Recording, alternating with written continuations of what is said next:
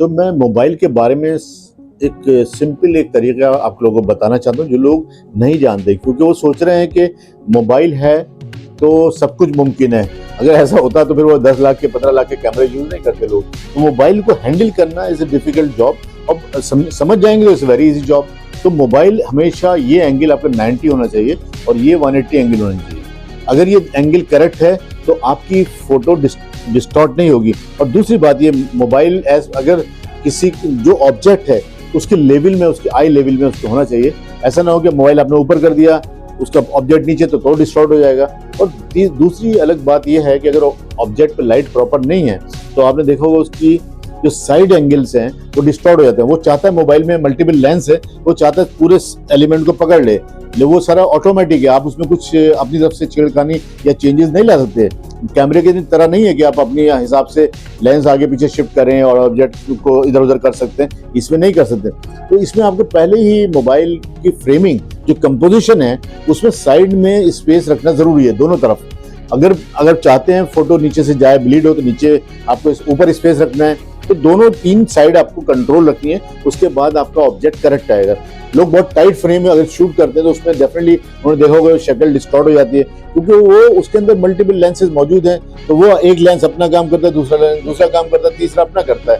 तो वो एक उसको पकड़ के खींचना चाहता है, दूसरा उसे फैलाना चाहता है, दूसरा इसको नॉर्मल लेंस सामने फ्रंट चाहता है। तो ये बहुत सारे इशू इसमें हैं। तो मैं दोबारा रिपीट कर रहा हूँ कि 90 एंगल होना चाहिए, ये 180 एंगल होना चाहिए, और दूसरा ये ऑब्जेक्ट के लेवल में मोबाइल चलना चाहिए।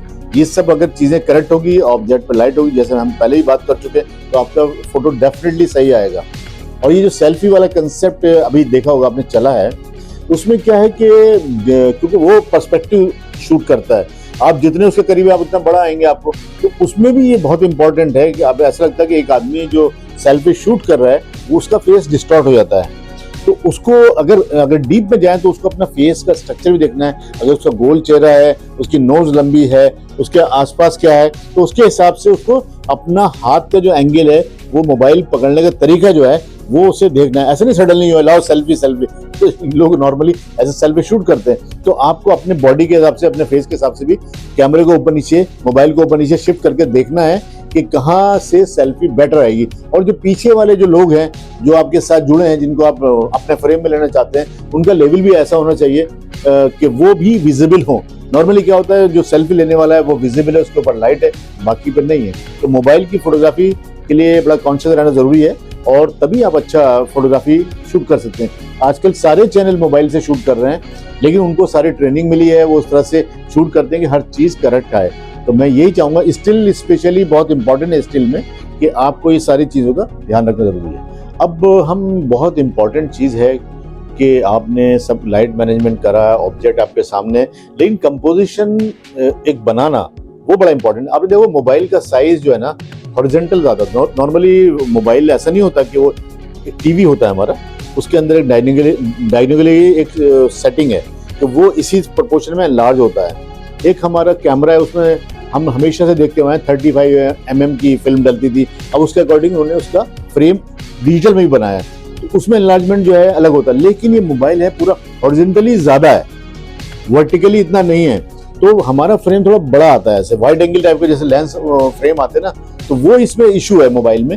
तो आपके कंपोजिशन थोड़ा लंबा आएगा।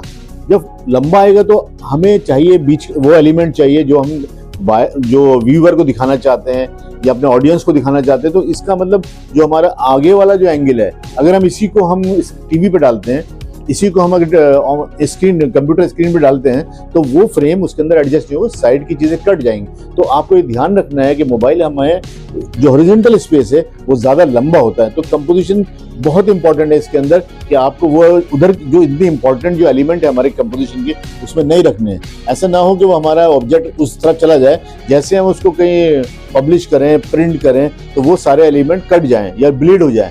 तो ये बड़ा इंपॉर्टेंट है। कंपोजिशन के बारे में सबसे बड़ी बात यह है कि आपको एक फोकल पॉइंट सोच के चलना है कि ये मेरा मेन पॉइंट है। अगर आपको बोला कि इसको इंटरव्यू करना है इस आदमी को, इसके सराउंडिंग जो है लोग इसको सपोर्ट करेंगे, इसके बारे में कमेंट करें, तो आपका फोकल पॉइंट एक ऑब्जेक्ट को डिसाइड करना, ये मेरा सेंट्रल सेंट्रल पॉइंट है, फोकल पॉइंट है, इसको हमें मेन रखना है, बाकी लोग हमारे सेकंड कैरेक्टर हैं। तो वो एक बड़ा इंपॉर्टेंट है। अब ये देखना है कि इस ऑब्जेक्ट में कहाँ से ऐसा एंगल निकले कि कंपोजिशन चेंज हो जाए। तो सेम कैमरा, सेम आदमी, सेम मोबाइल, सेम स्पॉट से शूट करा, लेकिन उसकी क्वालिटी में और दूसरी क्वालिटी में फ़र्क है। तो आपने उस मेन फोकल पॉइंट जो मेन ऑब्जेक्ट है उसके सराउंडिंग, उसके बैक में, उसके फोरग्राउंड में ऐसे एलिमेंट रखने हैं या अरेंज करने हैं जिससे कि वो एक कंपोजिशन, एक आर्ट फॉर्म में आ जाए, एक कैनवस बन जाए। तो ये बहुत इंपॉर्टेंट है।